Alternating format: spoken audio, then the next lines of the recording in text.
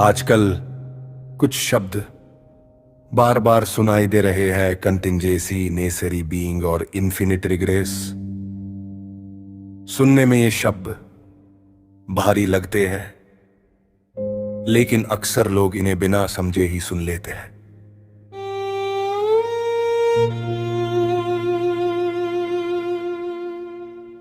लेकिन असल में इनका मतलब उतना मुश्किल नहीं है।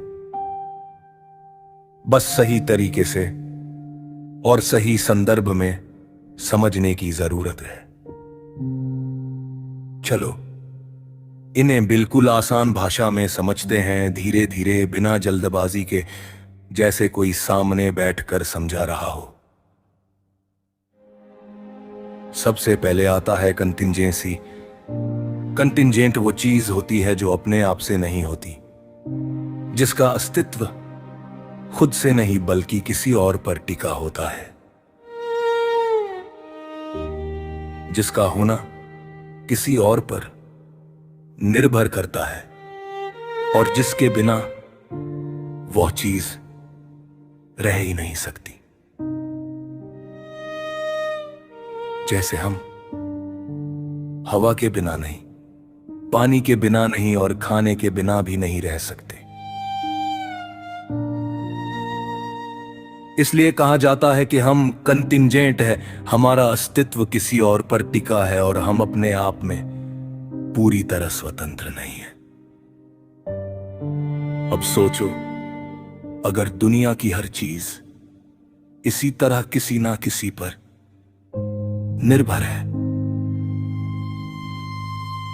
तो फिर सवाल उठता है, सबसे पहले किस पर सब कुछ टिका हुआ है? यहीं से आता है दूसरा शब्द, जिसे कहा जाता है नेसेसरी बीइंग।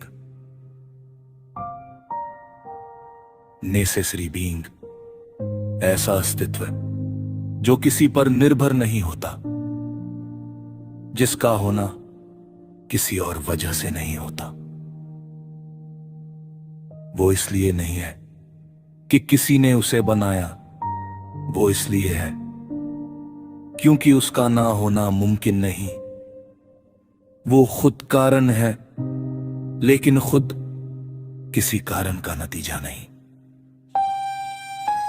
यही बात कुरान में भी बहुत साफ और स्पष्ट शब्दों में कही गई है।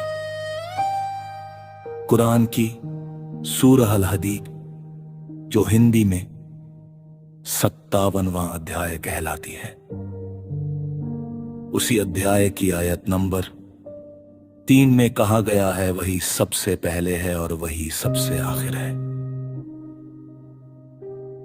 यानी ऐसा अस्तित्व जिससे पहले कुछ भी नहीं और जिसके बाद सब कुछ समाप्त हो सकता है।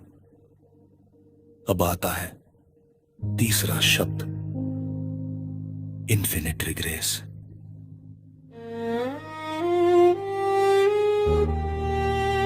इसका मतलब है कारणों की ऐसी कड़ी जो पीछे ही पीछे जाती रहे बिना रुके।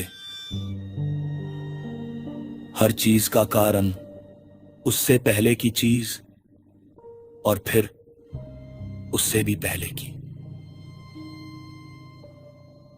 अगर यह सिलसिला कभी रुके ही नहीं, तो सवाल कभी हल ही नहीं होता।